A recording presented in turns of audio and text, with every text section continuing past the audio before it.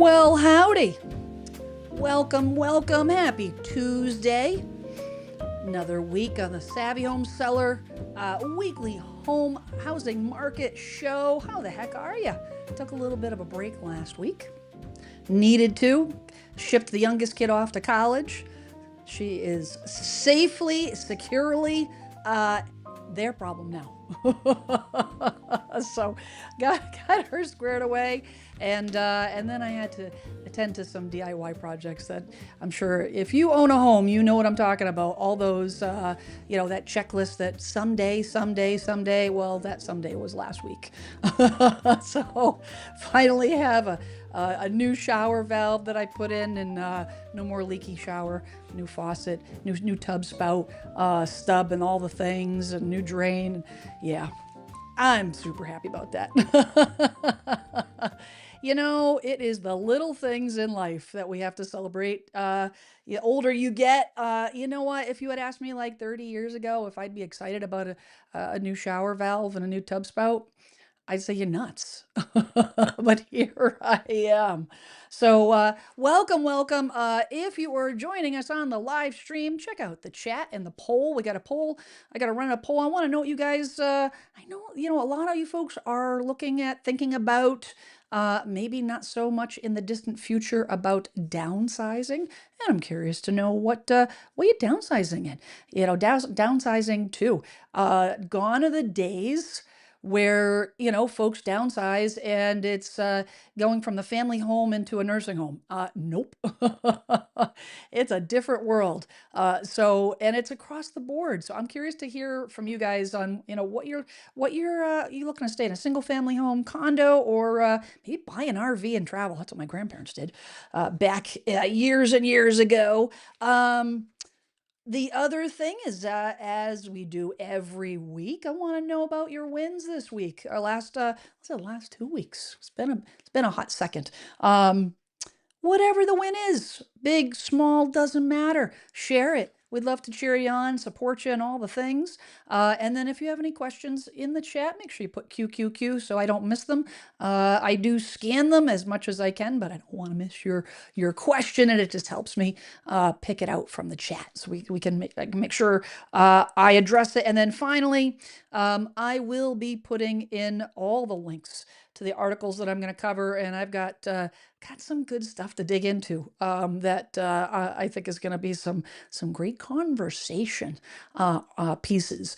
So I'm going to put all the links to these articles. I always urge you to do your own research, read through them thoroughly, because I won't get to every single part of the article, so you can check that out on your own and digest it. So I hope you guys are doing well, and all the things. We got Michelle French is in the house.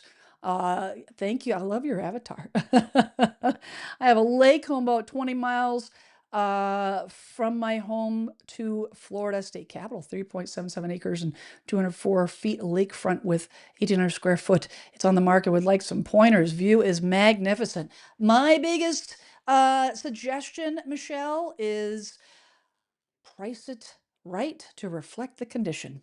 It's all about price and presentation. So as you've got it, no matter how unique the home is, it can be super challenging finding out right price. You got to price it right, especially in Florida. Especially in Florida, you got to make sure that price is right.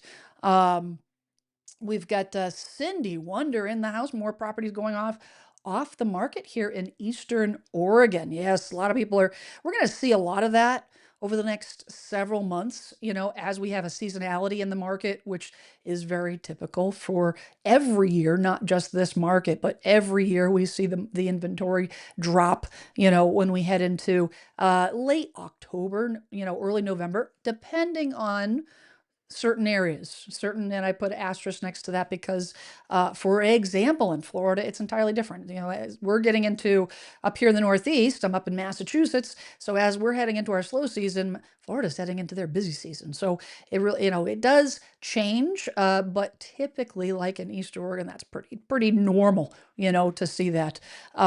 Teresa says I downsized and will close on my large family home on Thursday. Let's go.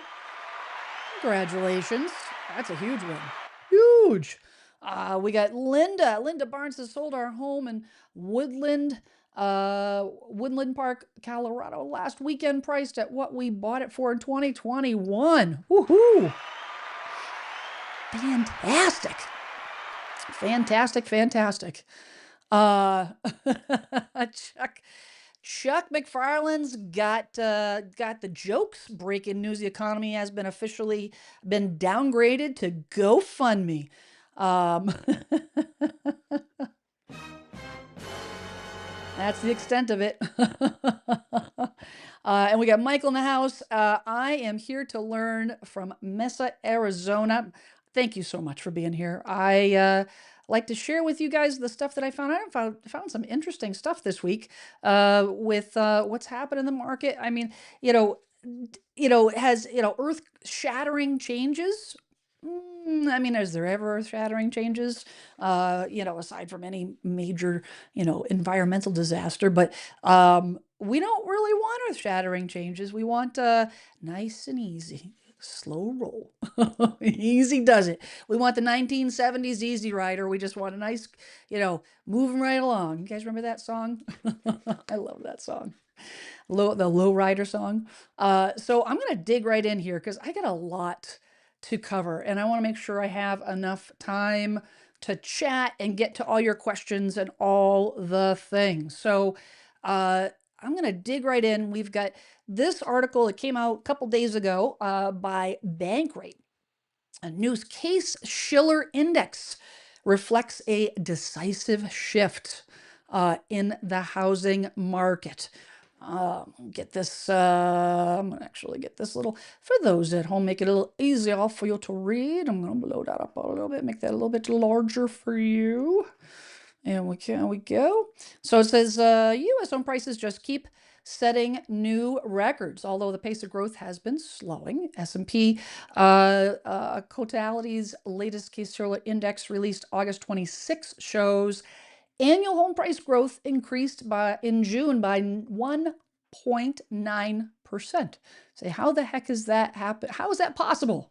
How is that possible when all you hear in the news and on YouTube is how all the prices are dropping like a cannonball? Well, stay tuned.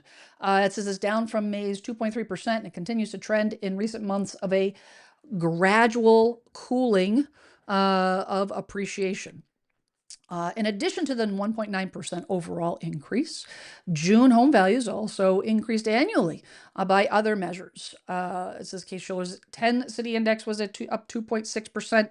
The 20-city index was up 2.1% from a year ago after seasonal adjustment from all three readings. National 10-city and 20-city decreased slightly. It says June's results mark the continuation of a decisive shift in the housing market, with national home prices rising just 1.9% year over year, the slowest pace since the summer of 23.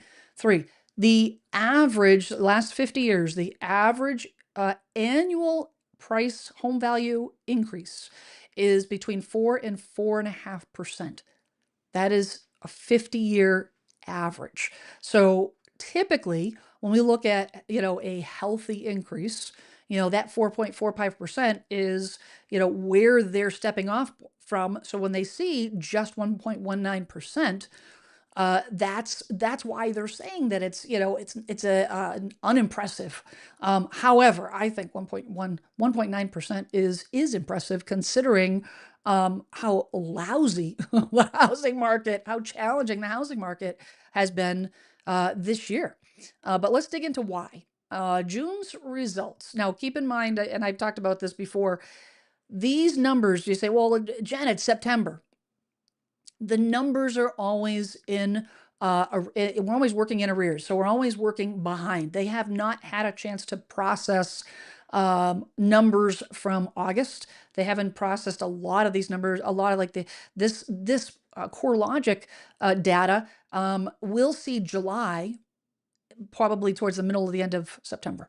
That's the way, because they have to have time to process out all of the data. But what it does is gives us a sense of the arc. Are we going up? Are we going down? kind of gives us an idea what's going on. It says June's results mark the continuation of a decisive shift in the housing market, national home prices. Slowest pace since summer 23. Looking ahead, this is Nicholas Godick of S&P Dow Jones.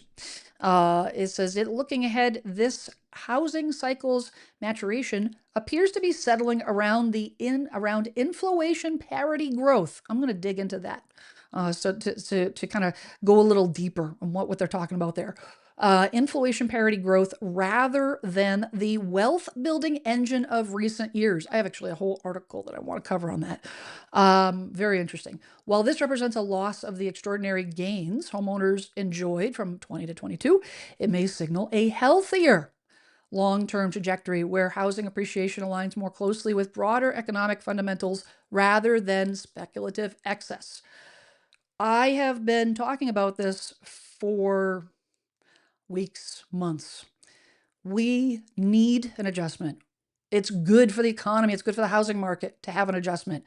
Yes, it's been hard. Yes, it's difficult to, if you're a home seller looking to sell and all of a sudden your projected speculative values here, and now you can only get here. You're not throwing a parade. It's not a fun time. However, these shifts are good for the housing market. It was not ever sustainable for where it was. That was artificially inflated and it wasn't sustainable. And it could have led to big, big trouble if this doesn't happen. This is kind of like a slaw. It's kind of, you have a balloon and it's overinflated.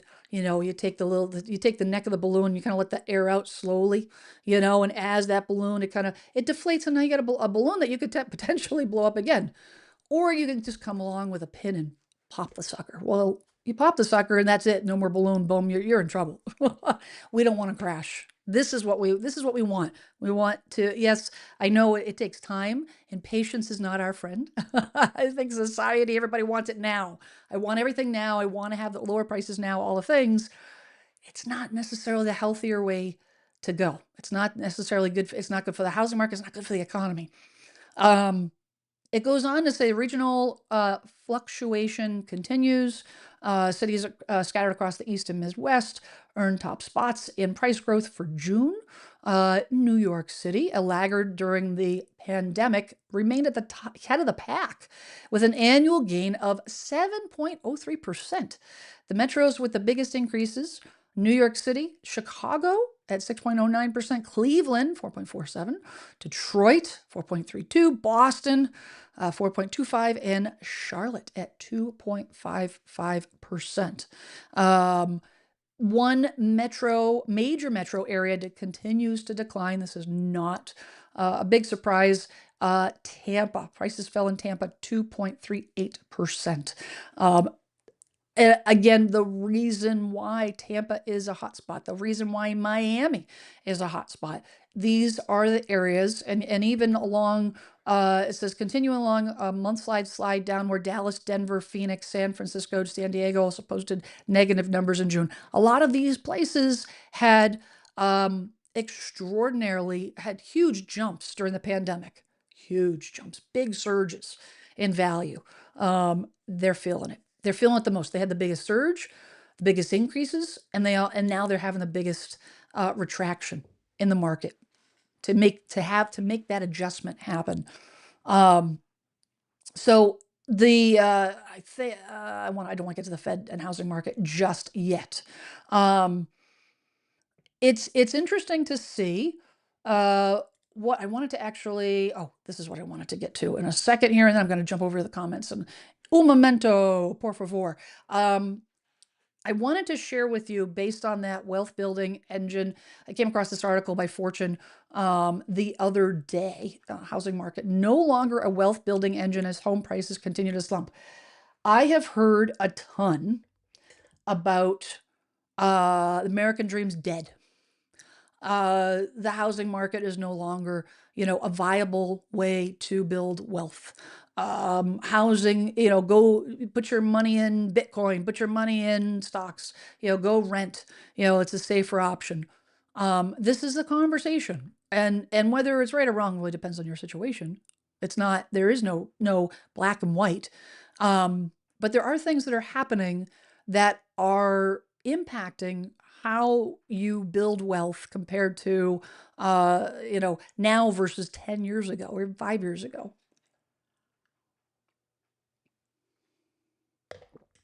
All right, if I don't have my tea, I will lose my voice.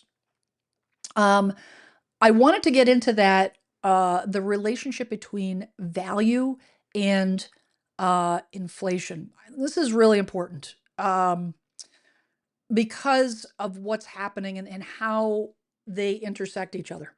Home prices aren't keeping up with inflation, representing a drag on wealth in real terms, according to S&P Global. That's as home prices have been falling on a monthly basis, depending on where you are, while President Donald Trump's tariffs have kept inflation sticky and still high mortgage rates have weighed on demand. Home prices and mortgage rates have created unaffordable conditions for many Americans, but the housing market's ability to create more wealth has sputtered. That's because even as home prices continue to hover around record levels, they're also edging lower and lagging behind the rate of inflation, which has heated up amid the tariffs. Nicholas Kodak says that for the first time in years, home prices are failing to keep pace with broader inflation. It says that the last time that this happened, it was in mid 2023. During the pandemic surge, home values were climbing at a double-digit annual rate that far exceeded inflation. This is important for the reason being that just because you have appreciation doesn't mean directly connected to unaffordability. So what I'm saying is when you see 1.9% of appreciation, that in itself doesn't mean, oh God, everything's becoming even more unaffordable because the prices are going up higher and higher and higher. There's more to play than that. More to play to it than that. And the reason being is that inflation determines how much house you can afford. And this I wanted to kind of just, touch on, as I'm not an economic expert by no means, not my area of expertise, but when it intersects with real estate, this is important to know. Um, it says during the pandemic, home values were climbing, double-digit annual rates, far exceeded inflation, building substantial real wealth for homeowners. Now, American housing wealth has actually declined in inflation-adjusted terms over the past year, a notable erosion that reflects the market's new equilibrium. Weak prices suggest underlying housing demand remains muted, despite the spring and summer historically being the peak period for home buying. In fact, this year's selling season has been a bust, I would agree. While sales of existing homes have ticked up recently, they're subdued and prices are flat. In addition, sales of new homes are slumping with prices down. I'm going to dig into that a little bit as well. In Godek's view, the recent shift in the housing market could represent a new normal, but one that has a positive angle. Looking ahead, this housing market's maturation appears to be settling around inflation parity growth rather than wealth building engine in recent years. Why is that important? The reason why it is important is, actually, I didn't want to get to that. No, I wanted to get, actually, you know what? I am going to switch over to that in a second. But I don't have the chart that I wanted to pull up, but that's okay.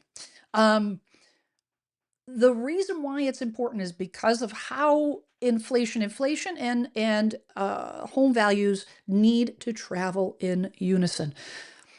If the amount that people are making covers the cost of that appreciation, you're not getting the housing market's not going to get in trouble. The economy's not going to get in trouble, which is the way it usually is.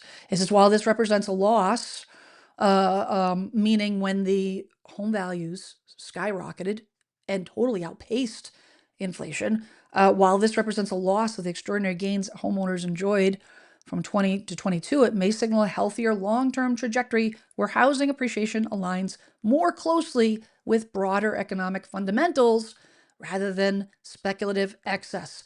We're getting back to normal, and normal looks different to different markets. And I'm actually going to talk about what normal, how to define normal in your area, because I think that is normal. I think that is normal.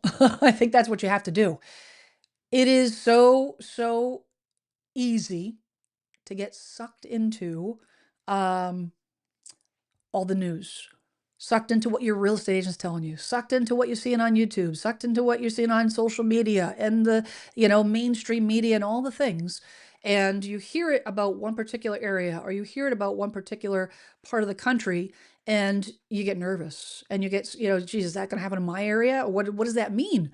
What does that mean? Sensational headlines sell. Sensational headlines sell. If a mainstream media put a title that good news, the rates, came down slightly, the appreciation went up slightly, we're on the right track, everything's going to be okay. Truthfully, guys, who's going to watch that? Nobody's going to watch it. They're like, but it doesn't feel okay. It doesn't feel okay. What you're saying doesn't match how I feel, so I don't believe you. So I'm not gonna watch. I'm not gonna see. You got to make your own decisions, and this is why I want to give you this information. All right, uh, chat. Oh goodness gracious, the chat is popping. Let me see what we got going on here. We got a question. Kathy Malone says, "What's happening in Long Island? Over a month in the market and only 2 showings, no bites." Long Island is changing. Yes, yes, yes. I have some great referral partners in on Long Island. I have sent them quite a bit of referrals and have a handle on, get the feedback from them, what's happening over there. Long Island has been very similar to New Jersey, kind of floating above, everything else for, I mean, really until very recent. Over the last several months, Long Island, along with New Jersey, is starting to kind of come down to reality. They are shifting in a sense that things are starting to normalize. The thing that I recommend you do is this is the time when you absolutely positively need to know the local data. It can be hard when you first start to experience that shift. Things are riding high for a long time and all the things. You may have a price recommendation of here, but now 2 weeks later, 3 weeks later, you have a price recommendation here. And you say, well, how can it only be? It's only a couple weeks. You got to trust the data. You got to trust the data, because otherwise you're going to be weeks and weeks and weeks and weeks on the market, and now you're playing catch up. So there is a shift, Kathy, happening. It's not your imagination, but you want to make sure that you're in tune with the local data. Ask your agent for what's happening, the median price, the median time to offer, the median time for days on market for your area for the last 30 days, not 6 months, not 3 months, 30 days. You got to look at 30 days. Karen Beast closing on your home next Thursday. Woohoo! Congratulations. Fantastic. That's awesome. Awesome, awesome, awesome. Let's see. Some buyers aren't willing to come down on their asking, so probably some sellers. Yeah, 100% that's happening. 100%. And what you're going to see is you're going to see a lot of folks that throw in the towel, and that's fine. Get off the market. If you're not serious and realistic with your price, it's not the time for you to sell. I had a conversation with my business partner about that today, and she has a client that she's like, I have a heart to heart talk with, and I will not work with a client. I can't. It's not I'm not serving their best interest if I put their house on the market and it's overpriced based on what's happening in the market today. It's just it is, but not every seller. The seller's not willing to do that, then that's okay. It's an 80% agent around the corner they can work with. Mm. Let's see. Wiggly arm guy. Yes. That's a win. That's a big win. Yeah, and she's I'm so happy for her. She's so excited. Off to pursue her film production career. Kid's gonna do big things. Um Skate says our needs have changed through the various stages of life. Downsize on cost and upsize to an enjoyable location with access to needed services. Yeah, that's the thing is I think it's not about the dollars and cents. At the end of the day, it's I think we're going to see a lot more of that in the coming years.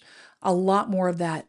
Quality of life. We saw a glimmer of it during the pandemic, where people were looking at, quality of life more, first and foremost, and then things just got a little, yeah, got bonkers. But it is interesting, and I have an article that I want to dig into that has some interesting data about what's happening with new construction and the shift that is happening with builders and what types of homes they're building. Um, they're also shifting to reflect quality of life. Let's see here. Um, This is we choose to sell because we bought when the market was priced high, and we can't keep up with the taxes, insurance. You're not alone. My husband wants to retire. Maybe we'll do what Jen's grandparents did. There's no joke. And let me tell you, look at how nice of an RV you can buy. You walk away with 100 grand, $100,000, $125,000. You can walk away buy a nice RV. It's 10 times bigger than my first apartment. Um, Oh, Savaz sold 3 weeks ago. Good for you. In Wayne, New Jersey, did well on the price. Inventory still low, price is still high. Wondering if there will be any drop here in North Jersey. I think there will be. Be patient. Be patient. Be patient. Yep, Cactus took their house off the market for now. Yeah, it's and sometimes you need to do that. Sometimes you need a quick breather. Um, let's see. Let's see.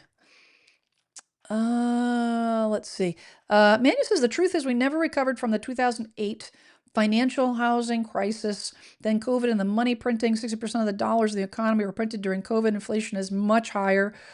There's too much to unpack here to even start. That could be an entire show in itself, because I think that it's way more complicated than we realize in terms of all the moving parts. I mean, did we recover? What is the definition of recovery? Prices were dropped 30%, but yet we rebounded 40% or more during the pandemic. So prices rebounded. Um, Income has increased since the great financial crisis from 2007, 2008 until now. Income has increased. Um, is the economy, inflation is definitely much higher. So it'll be interesting to see. I caution against making any financial decisions based on speculation. Remember me mentioning that in the beginning? Speculative um, financial decisions are dangerous. It's one of the reasons why one of the leading causes of the great financial crisis, back in 07, 08, is there was so much speculative buying, speculative building, speculative investing. Live in the now. Either it's the right time for us to buy, the right time to sell, or it's not. And if it's not, dig in, do your research, make a plan. How are you going to get to that next step? But to worry is one of the things, and trust me, I'm 54. I'm going, the change. Every day is an anxiety wrestling match. So yes, I worry. You have to reel in, the worry about future and the whole 9 yards. But it truly is wasted energy. It is. You got to worry about today. If you can afford your house today, if you can afford to buy today, if you can afford to sell today and do whatever you're going to do next, financially you secure, you have reserves, you have you're gainfully employed, everything on paper is safe. You're not making any there's minimal risk. Why in the world, if it's going to be a better quality of life, why would you wait based on speculation? And why would you waste energy worrying about what may or may not happen?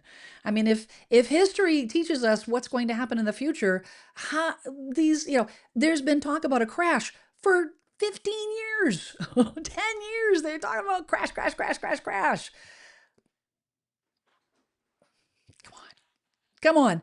Does that mean we're not going to have one? No. Does it mean we are? Not necessarily. It's speculation. Speculation can be dangerous. Making decisions based on speculation. All right. Let me get to. I want to make sure we get everybody. Let's see.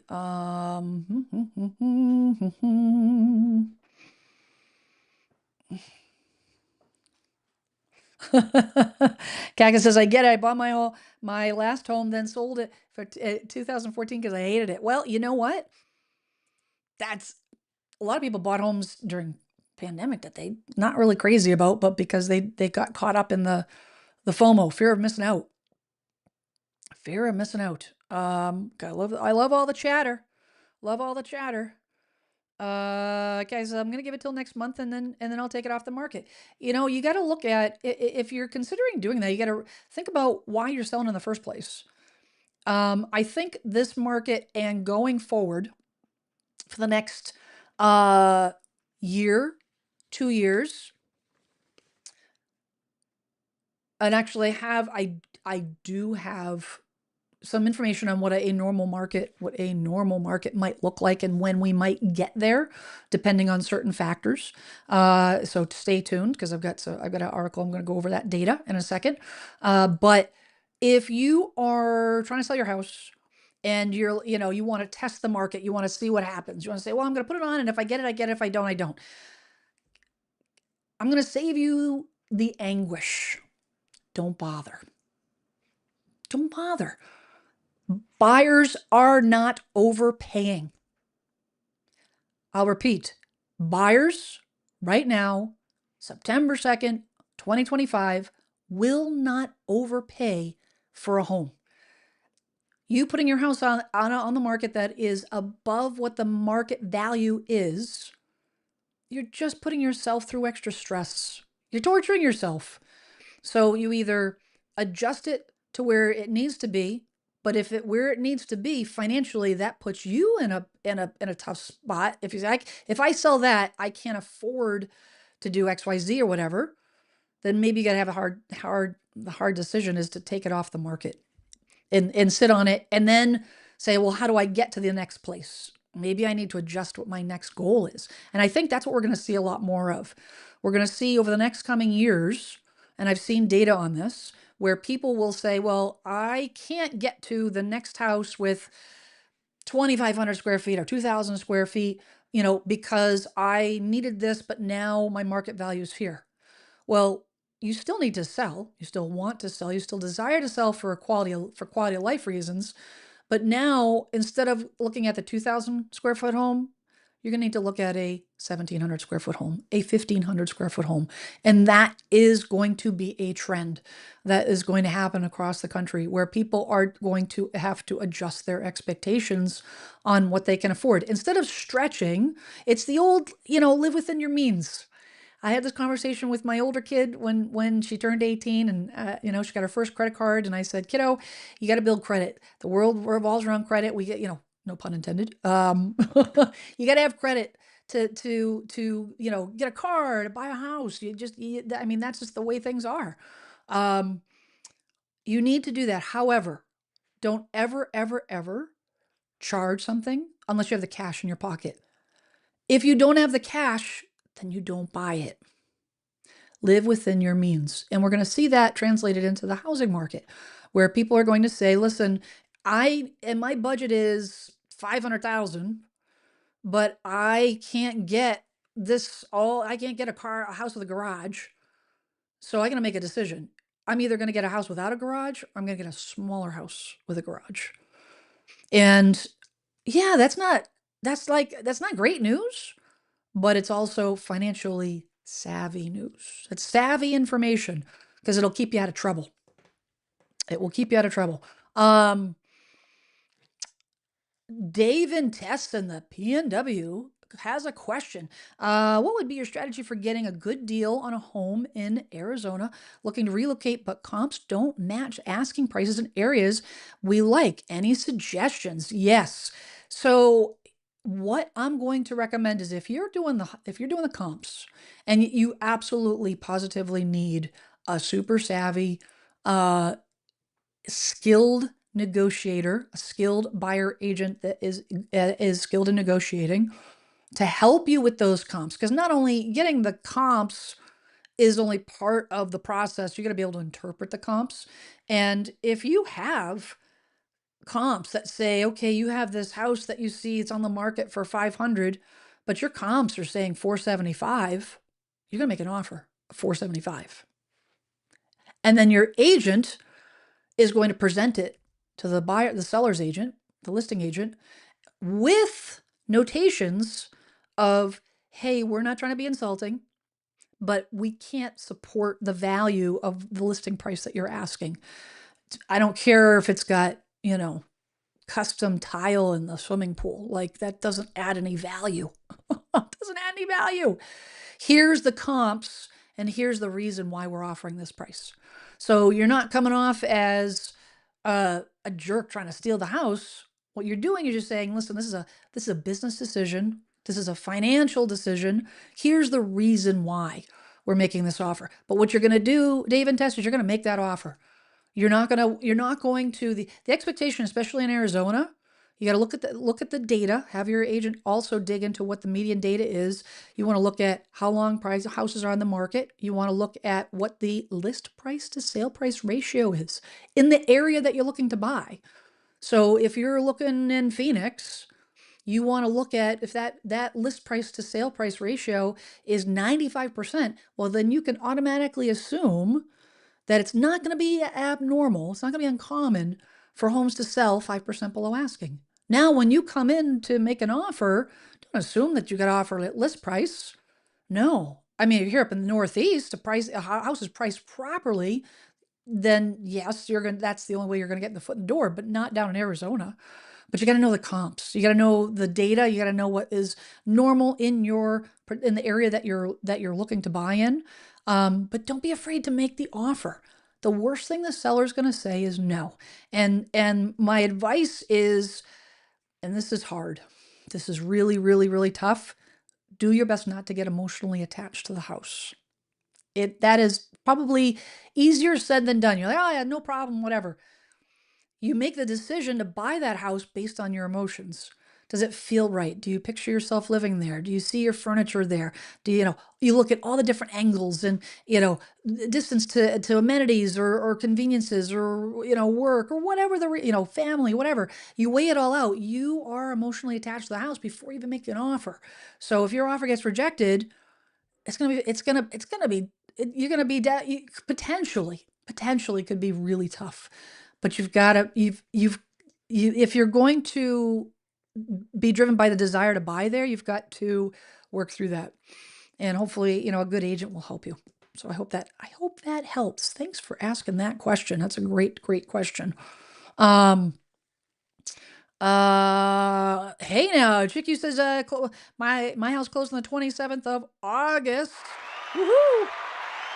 Thank you for your advice. You're very welcome, family. On our way to Rhode Island. Fantastic. I'm so happy for you. I'm so happy for you. I know you come on this show every week and all the things, and you know what? Good things happen, to those who persevere. Oh, my friend Fabiano up there in New Hampshire. How you doing, my friend? Good to see you. Glad you're here. Glad you're here. All right. I wanted to dig into the relationship. Here we are. So that initial article about the decisive shift in the housing market also went into the Fed. Okay, because there's a lot of talk about the Fed, and the impact on the housing market. It says in September 2024, the Federal Reserve announced its first interest rate cut in years, September 24, and two more followed by the time the year was done. Before that, its aggressive moves to combat inflation with 10 consecutive rate hikes over 20 and 23 put upward pressure on mortgage rates even as inflation declined. While the Fed does not directly set mortgage rates, the mortgage rates interpretations of the central bank's moves do influence how much you pay for your home loan. Still, housing professionals hope the Fed cuts rates next month, which will be this month. And this article was from last Thursday, and that mortgage rates will follow suit. So, this is the long period of low mortgage interest rates following the Great Recession came to an end. 2022, June 22 rates topped 6% for the first time in 2008. Upward trend continued through October 23 when rates hit a 23-year high of 8%. It says that I actually want to skip over to, let's see here. I'm getting my articles straight here. Sorry about this, guys. It's only been 2 weeks, and I feel like I'm like out of the groove. So here we go. Thank you for bearing with me. I appreciate all you guys. I wanted to show this. This was through November, so I don't have data. I like this graph. The purpose of that I'm showing this to you is I want you to show see the relationship between the Fed fund rates and the Fed funds rate and the 30-year mortgage, how they work together. Especially since we're on the verge of, potentially having another rate cut by the Fed. And there's a lot of talk, one impacting the other. There's a lot of misinformation. I have never heard so much misinformation about the Fed funds rate and how, Powell's going to, correct mortgage rates, and he's the reason why we have more high mortgage rates, and he needs to do something about mortgage rates.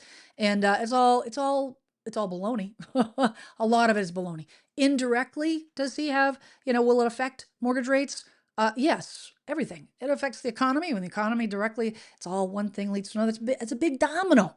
It's a big domino effect. But they are indirectly linked. They do have a historical relationship on how the rates move, which is what I wanted to show you here. Now that has changed a bit, but this only goes to 2023. Again, this is from November 24, but I wanted to just show you since, look at 1983, you can see this is the 30-year mortgage, and this is the federal funds rate. And you can see, yes, there are variations. Why? Because there are variations in inflation. There is, recession. There is things like, the 9/11 coming up on the anniversary, the 9/11 disaster, which did enormously affect our overall economy. The housing crash, we can see that here, where the housing crash, we have the 9/11 right here, with the Twin Towers, and we've got the housing crash right here, 2008, 2007, when the Fed, dropped the rates. And we've got 2020 when, during the pandemic. It doesn't follow exactly, but you can see there's an overall projection. Because it doesn't follow exactly, this is why last year in 24, the Fed in the fall, right before election time, they dropped the rates a full percentage and one full basis point, and it didn't affect the mortgage rates at all. Why? Because the mortgage rates already reacted prior to the Fed dropping the rate.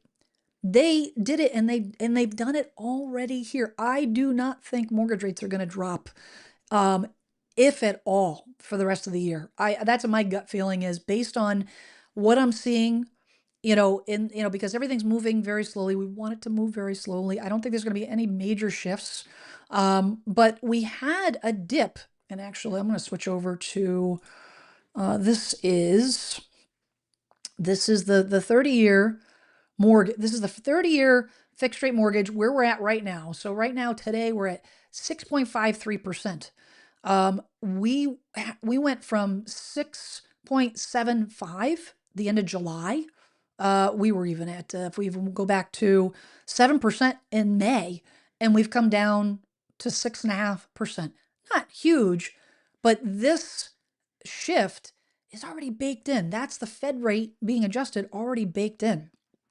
So I wanted to share that comparison to, hopefully it will help, digest, and whatnot. Hopefully that makes some sense.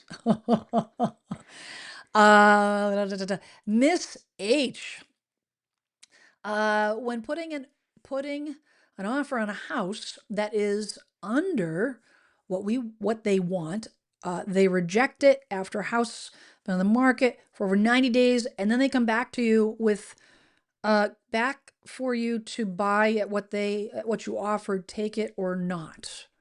So are you asking me if you put an offer in, which I've seen this happen, where you make an offer on a house, and initially the sellers, because they're too wrapped up in themselves,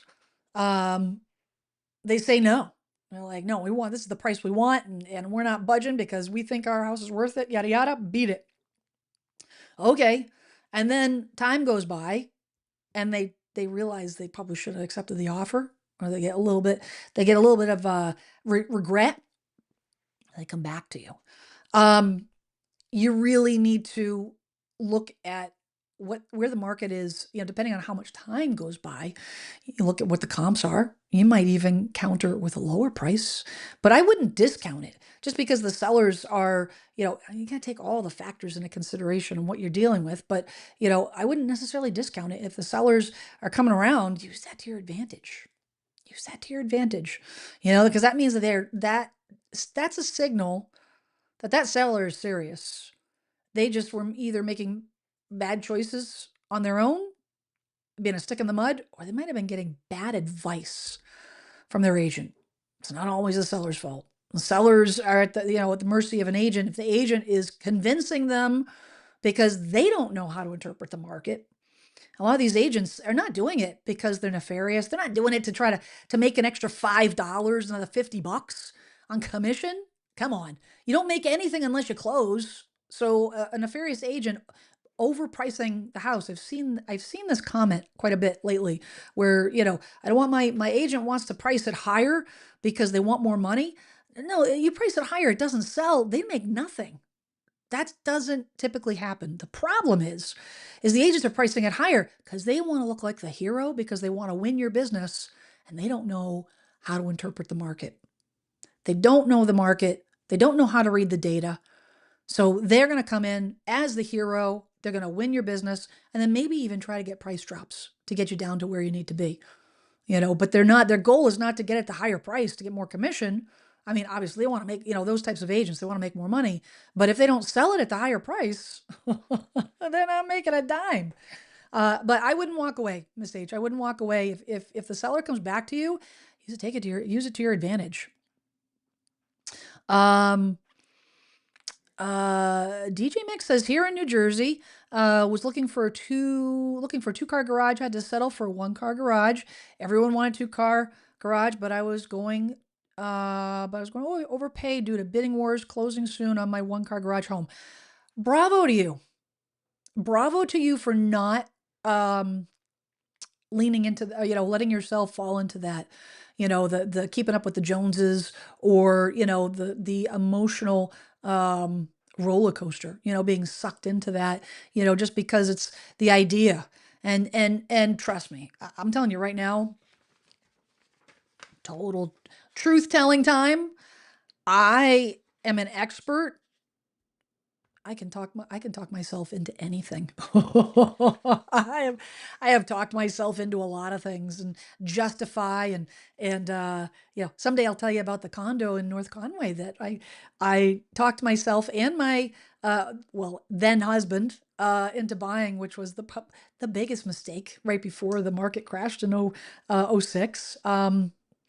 You live, you learn from your mistakes. You learn from your mistakes. But uh, if you don't try to, you can steer clear of justifying it and really look at the hard black and white facts, the money, keep yourself out of danger zone. Um, Cindy says sometimes the seller just really loves their house, which is a good thing. Oh, absolutely.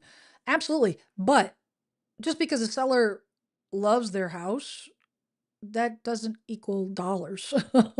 There's no monetary value. There's no monetary value. And yes, I've seen it plenty of times where, case in point, last week I spent days working on plumbing in my house. I taught myself how to use, I got a ProPress machine, my new favorite tool, and taught myself how to replace a shower valve and a new, tub spout. The stub was too short and it was all corroded, yada yada, all the things. And yes, I could have hired a plumber, saved myself a ton of money, but to me, it was more the fact that I could do it, and I love, love, love learning how to do stuff like that. Love it, researching it, all the things. Is there value to me? I'm taking a shower. My all the guts to my bathtub and shower are brand new now. The drain, everything. Is there value to me? Yes. A buyer walking in off the street, they're not going to give a hoot about the hours and hours and hours that I spent replacing that. They don't care, nor should they. It's a tub that drains properly. It's a shower that works properly. That's all they care about.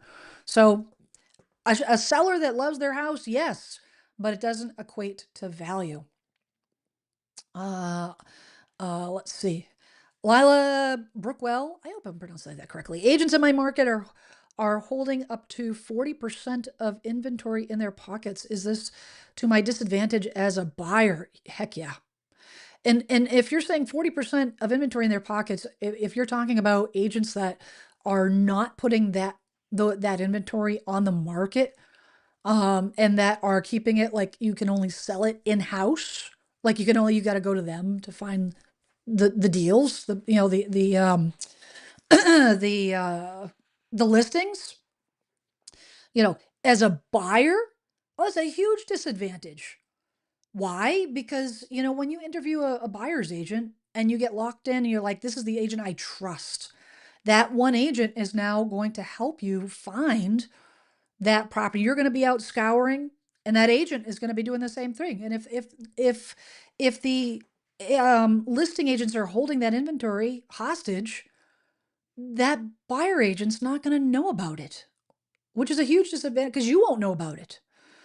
So, I mean, yes, could you get on the phone and call or go online each and every real estate agency in your area? I do not wish that on anyone. That the idea of an in-house or a pocket listing, um, I think that there is a very, very, very small percentage of homeowners that it's good for. Small. I'm talking about homeowners that want to remain anonymous, that privacy is a huge important thing to them.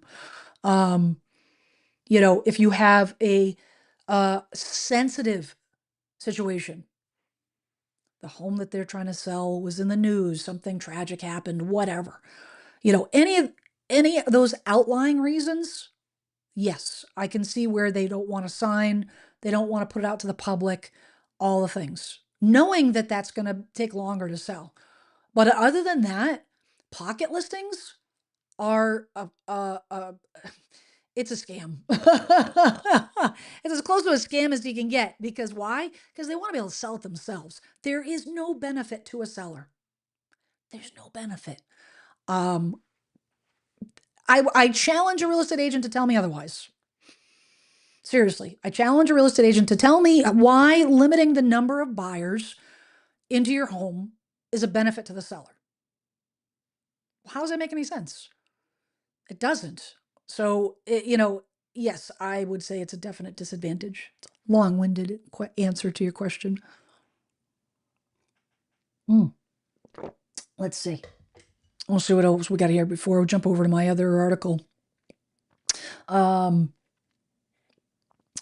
Julie Wilbanks, 62. Thanks for being here, Julie. 62 and relocating to a larger place from the mobile home, from park model, live alone, and community of larger manufactured homes could give serious activities and weekend festivals. Practical me says house though. So are you trying to decide between living in a manufactured home community versus a single family? I think that's what you're asking on that. Julie, pros and cons list. Serious. It's as simple as that. You got to sit down, sheet of paper, line down the middle, pros and cons. I cannot. This is my fallback on everything that I just can't figure out up here. Whether it be trying to figure out where my kids are going to go to college, we would tour school. My kid would sit in the passenger seat. I'm driving. They get the notebook out, pros and cons. Boom, boom, boom, boom. And it became very clear. Was that school the right one or not? Boom. Home buyer, no idea. Pros and cons. Okay. Because what happens is sometimes you'll overemphasize the things that really don't carry as much weight as something that you're overlooking. So you've got to make that pros and cons list and you've got to notate and prioritize on that pros, on that cons list, what's the most important thing? What is the most important thing? Quality of life is going to be everything. Quality of life means you can afford to maintain the home. Quality of life means financial affordability. You don't want to have the weight of getting into something that costs you too much money. If getting into a modular home community means, you're financially going to be strained because the park fees are going to be much higher. But on the flip side, on that pros and cons list, you have to account for taxes, homeowners insurance, things that may not be as high on a mobile modular home park because you're paying a park fee, but you will have to pay on a single family.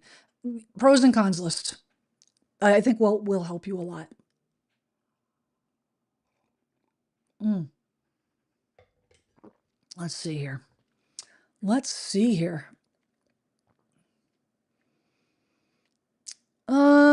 Skate says, do the majority of sellers think their property is worth a bit more than it actually is? Not in my experience.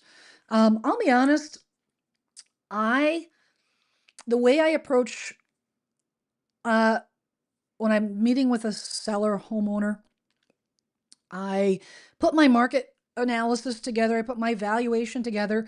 I know that there are a lot of agents that will ask you what you think your house is worth. Um, Sometimes, depending on the situation, I may ask what their mindset is so I can have the right data. But most of the time, I don't ask that question because it's kind of irrelevant at the beginning of the process. It's not going to impact my valuation at all. Zero. And I don't want them to think it does either. So I put my valuation together.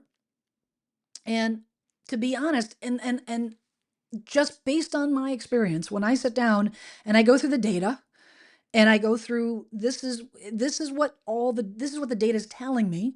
It's what and this is, I'm telling them what they need to hear, not what they necessarily want to hear. But then I ask them, it is what it is. I and this is a conversation I had during when the great financial crisis happened and property values were plummeting. And I would say to them, listen, I'm not expecting you to be happy about it, but I do need you to understand. I need you to understand the data. I'm okay if you're depressed about it, if you're upset about it, if you're not happy about it. That's valid, but I need you to understand. And more times than not, the sellers that I meet with are okay. Sometimes they'll say, "Well, I thought it was a little higher, but you know what? I understand why it's not. I understand why the number that I was thinking based on what I saw on Zillow is not accurate because I can see where it should be and why it's there." So I think to answer your question, I think a lot of it has to do with, if the sellers that are overpricing, I think it's either they're not being educated or they're refusing to listen to the education, from the if the agent's explaining it properly. Um, I wonder. I love your YouTube handle. I wonder as I wander, wonder as I wander. Well, House in Maine just entering a bidding war, starting at 20,000, over asking, about to counter offer a low bid when an over ask bid came in 15 minutes before counter deadline. Happens all the time. Thanks for your advice. Woohoo! Congratulations. That's such great news. I'm so happy for you. Yeah, that happens. I'm a big fan of, if you get multiple offers. Usually if you get, if there's a lot of activity and you have that one initial offer, excuse me, then I'll usually advise, every situation is a little different, but a typical situation, I advise, setting an offer deadline at that point. And oh yeah, no, 9 times out of 10, you know, um, folks will wait. Here's the thing, that as a buyer, I'm just going to make a quick note on this. As a buyer, if you are in a situation where you do have multiple offers, you're trying to compete for a property that has multiple offers. The agent tells your buyer's agent that more than one offers come in and the deadline is, Sunday night at 5 p.m. Check with your local state, rules in terms of, or customs, in your area for how they handle real estate. But the seller, keep in mind, the seller reserves the right to accept an offer at any time. Even if the agent puts it out in MLS and on Zillow, offer deadline Sunday at 5 p.m.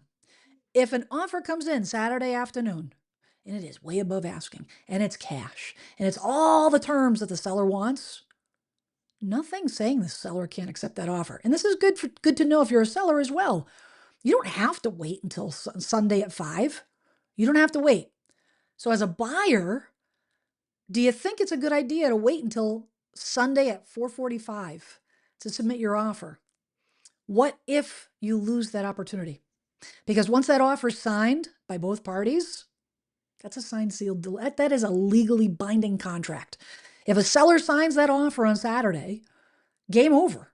You do not, it doesn't matter how high your offer is, doesn't matter. You can be a backup offer. You can be a backup offer, but you're off the table. You don't even have an option. So as a buyer, I would not wait until 15 minutes before you submit your offer. I know a lot of agents do that and it's negotiation and oh, whatever. I think you are rolling the dice. I think you're rolling the dice and you could potentially lose the property. Food for thought. All right. Want to, um, I want to jump over to an article that I want to talk about this because this was super interesting. Um, Kind of ties into some interesting things that are happening in the market. It says, here's why old homes suddenly cost more than new ones. This is interesting because this is not typically the way it works. Um, so it says, something bizarre is happening in the U.S. housing market. At the national level, new homes are selling for less than existing ones. In June, the median existing home sold for 441,500, while the median new home sold for 401,000. Since 1968, 690 months total, new homes have only undercut existing homes 22 times. From June 1982 to May 24, it happened just twice. And in the 1990s, never saw the inversion happen at all. Yet in May of 24, this flipped market has popped up 7 times, happening every month from April through June of this year. The latest data, according to the latest data we've got, June's gap was a record breaker. Get this, new homes sold for 9% less than existing ones, smashing the previous record 3%. Why is this important? Why is this earth-shattering? Because just like cars, new homes are more. If you want to buy the same exact home, the same exact footprint, the same exact amenities, everything, you will pay more for new. You buy a 2025 Toyota Highlander compared to a 2015 Toyota Highlander, you're gonna save some money buying a 2015. But right now, it's cheaper to buy the 2025 Highlander. It's not the case when it comes to cars, but it is in homes. So I want to know why. So this article dug into that, and it says when an economist sees numbers that look backward, the instinct is to look for what's missing. So Eric Fox, a chief economist at Veros Real Estate Solutions, a firm that provides housing market analytics and forecasting, put it this way: if a chart doesn't make sense, there's usually a hidden variable. Yes, yes, yes. That's to say the numbers aren't as odd as they look once you find what's going on under the surface, which is always what piques my interest. It goes on to talk about this agent has a buyer for a 3-bedroom. I'm not going to go through this whole article. Like I said, all these articles are going to be posted in the description. You can read through it. But basically, talking about how this happened. They bought a new home that was actually less expensive than a pre-existing home. It says, so if there's a sudden preference for old over new, and the real estate agents, like this agent, say there isn't, then, because why would you, if you had 2 homes for the same exact price, one was new, one was old. Now, I know what you're thinking. Let's assume, for argument's sake, the builder's reputable and it's a good piece of property. It's a good, well-built home because, yes, there's a lot of garbage being built right now that's not worth half of what a pre-existing home is worth. But for argument's sake, let's say it's a reputable home builder that is building quality new construction, because that does exist. So it says, if there is a sudden preference, of course you're going to buy the new one. If they're the same price, why would you not? All your infrastructure, all your utilities and your furnace and your hot water heater, everything that ages, the roof, the siding, everything is brand new. You're starting from ground zero. So why would you buy older when you can buy new at the same price? Well, it says the first clue has to do with what builders are doing. The National Association of Home Builders says that June 2024, 60% of home builders were using sales incentives, and 30% lowered their prices. Incentives can mean interest rate buydowns, help with closing costs, free upgrades that lower the effective price without changing the sticker price. Existing homeowners are making concessions too, but they're less often. Redfin, the online real estate brokerage, found that nearly 40% of homes in the first quarter of 2025 involve sellers covering something, whether it be repairs or closing costs. In practice, that means the median sale price of new homes understates the actual discount because many concessions don't show up in the data. So even if the seller says, I'm going to put in a new heating system, the price is still the sale price. That doesn't get reflected in the value. The SPDR and S&P Home Builders ETF, say that 5 times fast, which tracks companies like Lennar and NVR, is up 12% this year, beating the S&P 500's 10% gain. The average new home has shrunk. Here's the other thing. It says tighter margins might stem from builders focusing on smaller homes, which enable more units to be built on a given plot of land. So remember when I was talking to you guys earlier about builders building, the progression, and this supports the process, my thought process. If the average home buyer is now going to be looking more within their means, because unfortunately our parents lied to us. Money trees do not exist. I know may come to a shocker to some of you guys. Money trees are not real. So you got to get the money somewhere. And it's not as easy as just getting another job. It's not easy as just saying, I want more money for what the work I'm doing. You got to live within your means, which means maybe buying a little smaller house, buying a 1-car garage instead of 2-car garage. Builders are now stepping up and meeting those demands. It says the average new home has shrunk nearly 400 square feet since peaking at 2,736 square feet in 2015, which is huge.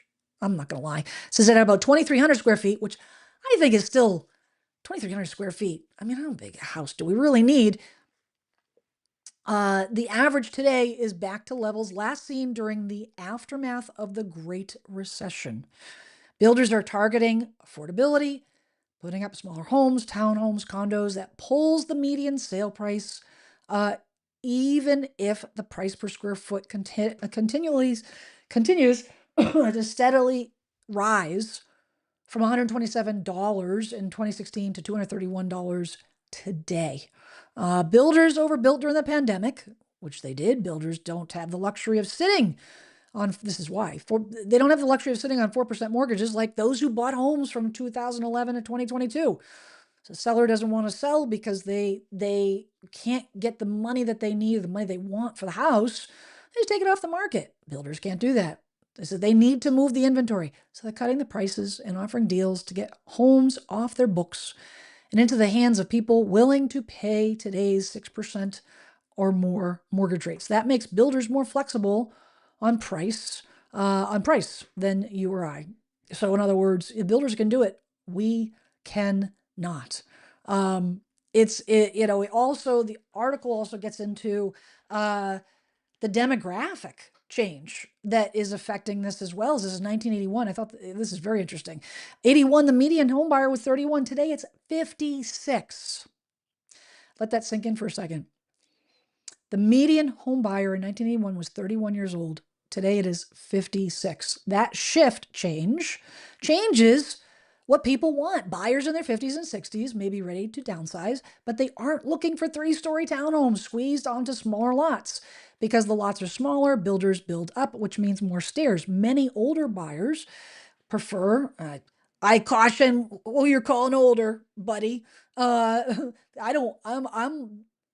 preparing. I'm not getting ready to sell tomorrow, but starting to think about, like, I don't want to be in stairs. I got to go 2 flights of stairs to the basement to do my laundry. Single story is looking better every day. Many older buyers prefer single story houses in established neighborhoods. Notice they didn't say communities, parks, condominium, 55 plus condos, assisted living. No, established neighborhoods with more space outside and fewer steps inside. That makes older homes more appealing. Another piece of the puzzle is who's doing the building. And this is the other thing, is that the larger builders can weather the storm. They can make the cuts. They can absorb the difference. They can absorb that correction because they're working in volume. So I'm going to dig into this in a second, but I want to get over to the chat real quick here and see what's popping. But it's all this, as we go through and watch the changes here, there's a lot going on. It's not just, lower the rates, lower the prices, and everything will be back to normal. Stay tuned. I'm going to get into what normal looks like in a hot second here. All right, what do we got? Julie says, can you get an insurance estimate while looking for before going to on contract? Yes. How do you find a good agent in Florida? Well, You can reach out to me. You can fill out the request a referral in the description, where I talk a lot about 80% agents versus 20% agents on this channel. And my referral partners are all 20% agents. I vet them, research them, look at their history, all the things, what their experience is, experiential knowledge is, and I also personally interview all of the agents. So that's for the introduction. Then you take over and do your interview. And I've done some good. I don't dig into buyer content on this channel per se. My good friend Jackie Baker has an entire channel dedicated to buyers, home buying. The content I gear towards more home sellers, homeowners, but honestly, the questions overlap, in terms of communication and so on and so forth. So, but that being said, can you get an insurance estimate? Yes. Start calling around, and it doesn't take much to get a ballpark without getting too deep to say, hey, listen, here's the address. Give me a ballpark on what it's going to cost. Period. If you're in a flood zone, you're in Florida, find out what the flood zone situation is. Your insurance agent will have access to FEMA maps to find that out. And I would absolutely, and honestly, properties here, I'm in a coastal town. I'm in Plymouth, Massachusetts. We have 300 bodies of water in Plymouth, not just the ocean. We have 300 ponds in Plymouth. Having updated insurance rates is important, and often we'll get that estimate before an offer is submitted, so we can make sure that the buyer, not necessarily impacting what you offer, but you'll know what you can afford, which is super, super important. Let's see. Da, da, da. Dave and Tess say, currently live in a small town, not as many realtors in the area. However, our neighbor is an excellent, experienced local realtor. Good or bad idea to hire him? Be careful. Be careful. I think the challenge, and I'm speaking from, like, I've been doing this for 30 years, real estate agent for 30 years. I've helped family. I've helped friends. I have to take my family hat off, my friend hat off, and put my professional hat on. What does that mean? I let them know, if you're upset, if you're not happy, I need you to not treat me like your friend or your family member. To talk to me as if I was, any real estate professional. Why? Because oftentimes what will happen is a home buyer, home seller will hold back.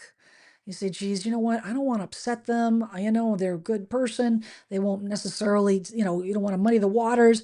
You have to live next to the person. And if they give you bad advice and you have ill feelings, now you're, it can be some muddy water. So I would be careful. I'm not saying don't, but you've got to be able to separate the two, for sure. The other thing I would say is, yes, at all, whenever possible, working with an agent in your town is ideal, but sometimes you can't. There, 20% agents don't exist. There are a lot of small towns in America that, trust me. If you have reached out to me for a referral and I have sent you a couple, apology emails because I'm struggling to find an agent, it's because you're probably in one of those towns. And there are a couple pockets throughout the country where it's a little bit of a struggle. I would rather have you go outside the area, because there are agents that will cover, like I cover Plymouth, but I also cover all the touchdowns, all the areas around Plymouth. So I may not be in one of those touchdowns, but I know that area. I do transactions in that area. And so I can represent you. I can represent you just as if you were in my town. A good agent will be able to guide you, as long as they do transactions in that area, even if they're not in that town. So I'd rather you go outside the town to get a good agent than sacrifice that and work with an 80% agent. Hope that helps. Sorry, I'm starting to lose the voice. Mm. And I really want to get to this article. Joy says, do you have people who do buyer work? Yes, yes, yes, yes, yes. Buyer agent. Yes, absolutely. So when you fill out the form, it'll ask you what kind of agent you want. Need listing agent, buyer agent. And then I'm going to send you another questionnaire with a bunch of detailed questions so I can really understand what your needs are, get you, connected to the agent, to the right agent, and so the agent knows how to service you, what you need. Um, this is a great question, Julie. Should you have should you have different agents for buying and selling? If you're buying and selling in the same area, no. One agent can do both. There is no conflict. It's two separate transactions. It's two separate transactions. If I'm looking to sell in Plymouth and buy in Plymouth, I can want one agent. And the benefit of that is that one agent knows all the nuances of what my goals are, what my concerns are, what my affordability is, how to make one, if you have to sell in order to buy, can be a little complicated. They can understand that to make sure that happens smoothly. So, no, you don't need to, but you need to make sure that they're proficient in both. You need to make sure you're proficient. When I refer an agent, I look at all of that data. I look at whether they're just, primarily buyer's agents or primarily listing agents. Most great agents do both. Most great agents do both. They don't specialize in just one. Some do, and then they have like a buyer agent on their team, that handles that works with buyers. But a lot of agents do both. A lot of the good ones do both. Hope that helps. I wanted to. This is too important. I wanted to get into this before I completely lose my voice. So, excuse me. This was published today. Redfin data. Redfin does a good job with data, in my opinion. U.S. housing costs to return to normal by 2030 with stable price growth and moderately lower rates. It should have several asterisks after that title, which you're going to see in a second. Mm. It says this year, the U.S. housing, I thought this was funny. The U.S. housing market has been described as a nightmare, very unusual and alarming, along with expletives we can't write here. That is true. And for good reason, with good reason, home prices are near record highs, home mortgage rates remain elevated, and not enough homes are being built to meet demand in many areas of the country. But in recent weeks have brought some signs that the housing market is trending in a positive direction. This is just the data, guys. Home price growth is slowing. Mortgage rates are starting to fall. Here's a glimmer of the light at the end of the tunnel. Housing costs could return to normal. Normal is not going to be what you think it is by 2030 if home price growth stabilizes. Um, uh, Today's report explores hypothetical scenarios, U.S. home price growth. There's a lot of moving parts here, which you're going to see in a second. Redfin senior economist Assad Khan said that while the scenarios in the report are hypothetical and should not be read as predictions, please, please, please do not take this information and make financial decisions based on the predictions. They point to a time in the not too distant future where housing costs could return to a level of relative affordability. I yearn for that day. The path back to normal housing cost doesn't require a crash in home prices. I'm going to read that again. The path back to normal housing costs does not require a crash in home prices. Stability may be enough. Buyers shouldn't expect affordability to snap back overnight. We don't want it to. That'll create instability in the market. But the trend lines point to real progress within this decade. If mortgage rates decline modestly and the price and income growth hold steady, the market for home buyers could feel much different by the late 2020s. We are cautiously Optimistic. That's like my tagline for life. I'm a glass half full gal, and but always not overly optimistic. I am definitely cautiously optimistic. Cautiously optimistic normalcy may not be as far off as we might fear. I've been really I've been wanting to read this type of an article. So much doom and gloom, so many things dropping, prices crashing, all these things. The question is okay, when's it going to end? When's it going to end? This can't go on forever. It's not going to go on forever. So first it says, what do you mean by normal? This is impossible to identify, and this is important. It's impossible to identify a single moment in the housing market that everyone can agree was normal. It says, for the purposes of this exploration, we chose July 2018 as our baseline. In July 2018, the mortgage rates were mid 4%. The home prices were rising, but still relatively manageable. The number of buyers and sellers were relatively balanced. The national median monthly mortgage payment to income ratio had just reached 30%. Meaning a typical U.S. household purchasing a home would need to spend 30% of their income on their mortgage each month. This 30% threshold is a widely recognized benchmark for housing affordability. That is the percentage that has been way off kilter. So that's what they're using as a benchmark. And it says you can see here the U.S. payment to income ratio where it was in 2018. Sitting just where it hit about 30%, and where we're at now. So I mean, come on, let's go. I mean, we're not at the peak, 42%, coming down a little bit. Keep on going. It says normal does not necessarily mean affordable. It says it may look different in different areas of the country and does not always mean affordable. Massachusetts, New York, New Jersey, got bad news for you. California, it likely will not be affordable because of what our average sale price is, what the average sale price versus income is for the area. But that's not going to be necessarily the case for the rest of the country. It says in July 2018, the monthly mortgage payments, income to mortgage payment to income ratio was, as an example, 74% in San Francisco. 74%. While in St. Louis, it was 18%. These are the things that we want to keep an eye out. And it might mean as we go through this adjustment period to new normal, you might need to shift in where you're looking to buy.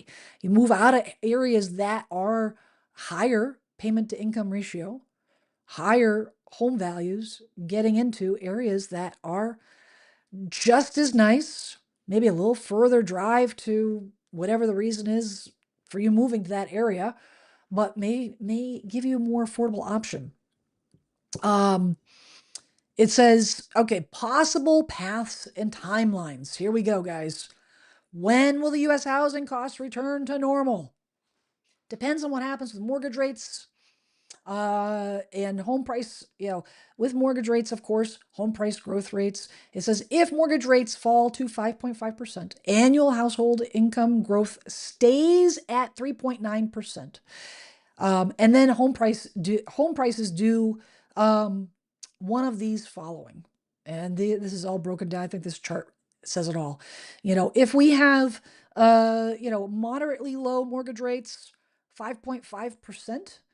If we see some negative price growth, we're looking at November 27. If we have no price growth at all, January 29. If we have the current pace, which is at 1.4%, November 2030.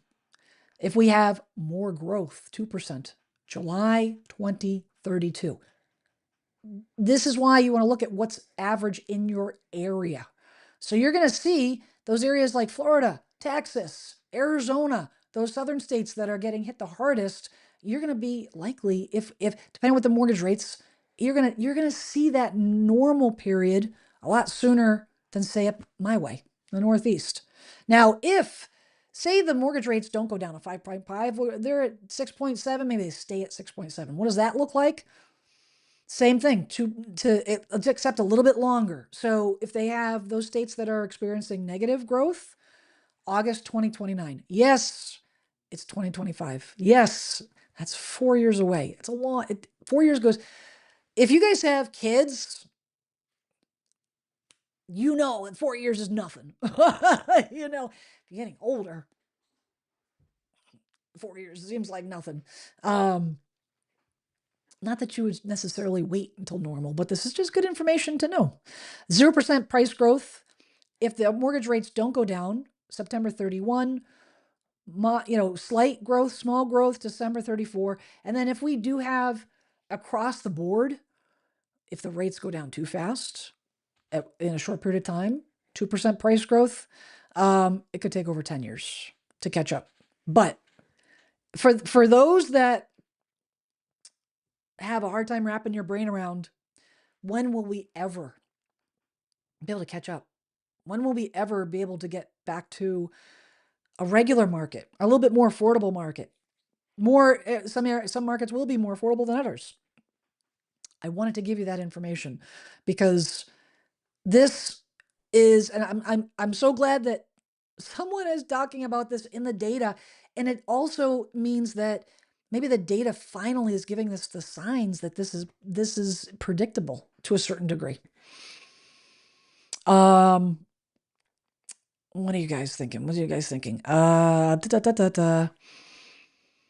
Charlotte says, I'm a senior moving to Europe. That sounds like a cool adventure. Is there an advantage to sell my current house and beach house in Washington State and buy my house in Europe in the same year? I think you need to talk to your financial advisor.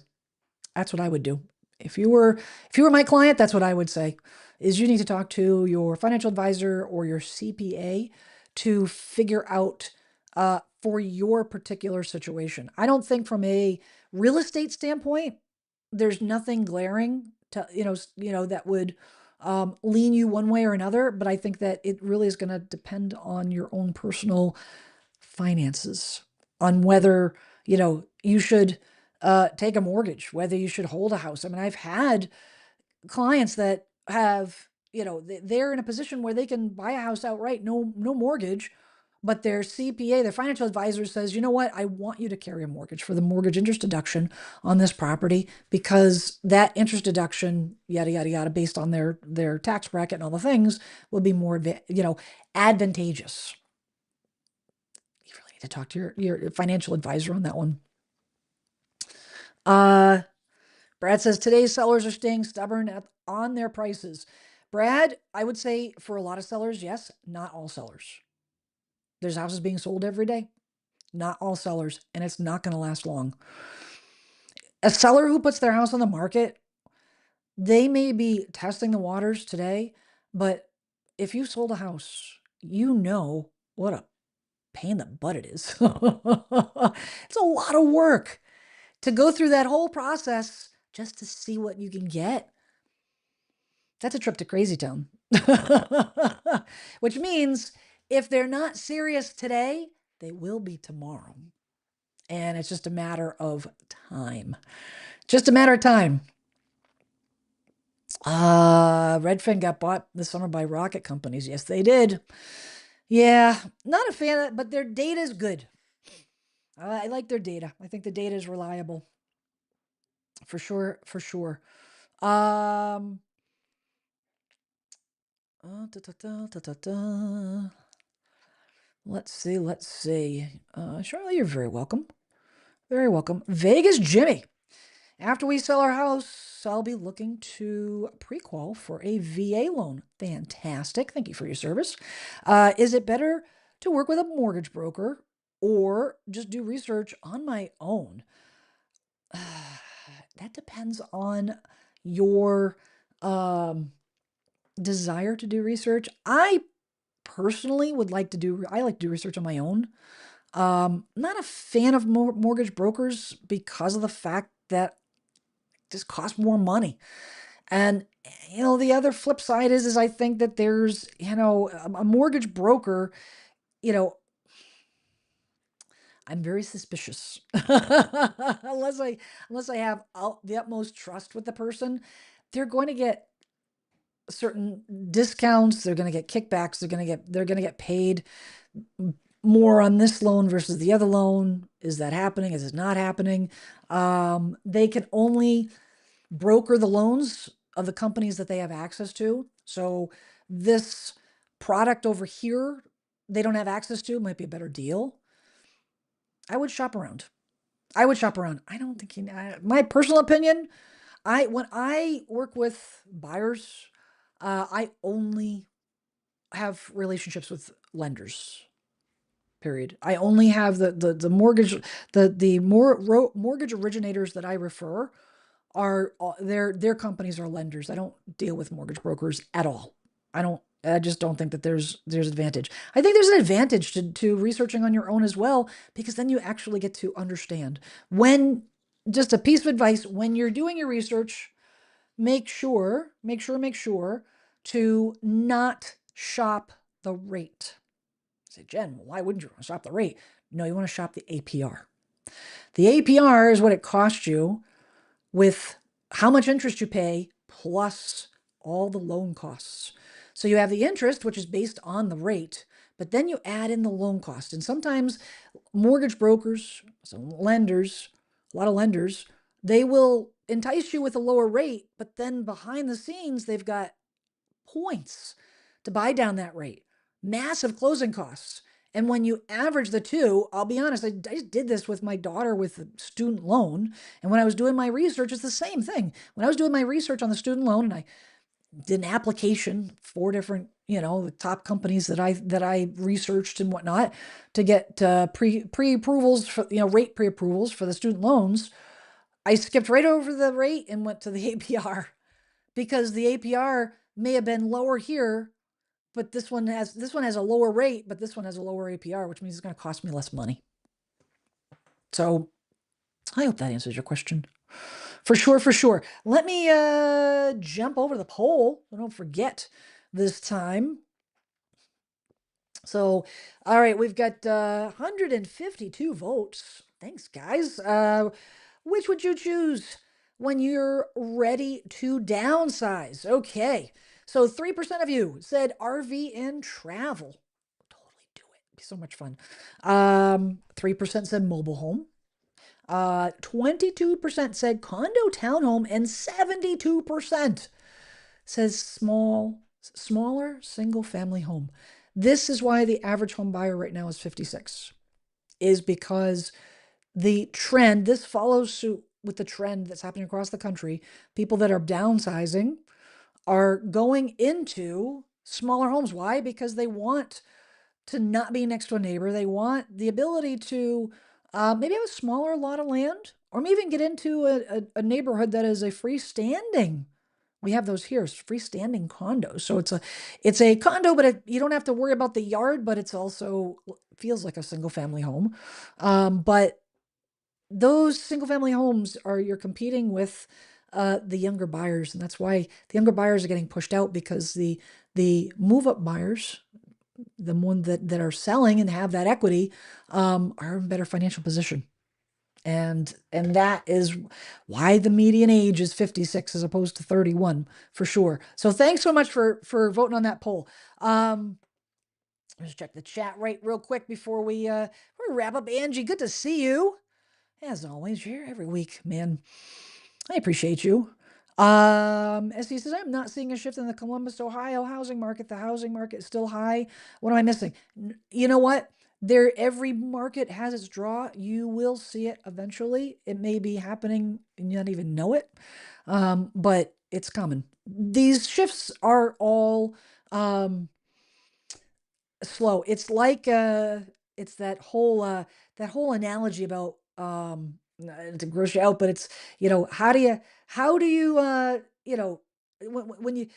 when you introduce something slowly, you don't realize it's happening. So there's an analogy about boiling a frog. How do you boil a frog? Well, you put the frog in cold water, and then you turn the heat up. Slowly, the frog has no idea. But slowly, slowly, slowly, the temperature rises. And the analogy, it's not about the frog, it's the fact that when things happen, you don't realize it's happening. It creeps up on you. The housing market, it doesn't, this is not a crash, it's a slow return to normal, whatever normal looks like. And It may be happening, you don't even feel it. So keep that in mind too. Lean into the data. Data. You're very welcome, Vegas Jimmy. I love your handle. And you know what? Kudos on your motorcycle. I just finished watching Sons of Anarchy. So for the second time, all seven seasons. I was married to a motorcycle guy. We used to ride motorcycles all the time. I'd never drive them. I was a passenger. But tons of fun. Tons of fun. Always a cruiser, not one of those, you know, racer bikes. Always a cruiser. Yes. APR versus rate. Excellent. Miss H, thank you. You're very welcome. Very welcome. Hey guys, I'm gonna check out here because you know what? It's about that time. I appreciate all you guys being here. I appreciate all your input, all your questions, all the things. And as you're heading out this week, uh, do me a favor and be kind, be patient. It is hard today. I was on the road today and man, people were driving me bonkers. Take a little breather. Everybody's got issues. Everybody's got, things that going on in their lives. Before you judge, seek to understand. If someone says something, does something that you don't agree with, this is running rampant in this society. Before you pass judgment on that person, talk to them, ask them, try to understand. You don't have to agree. Try to understand. You might be surprised at what you learn. So be good. I'll see you next week, next Tuesday, 6 p.m. Eastern time. Same bat time, same bat channel. You guys have a great week. Be good. Ciao.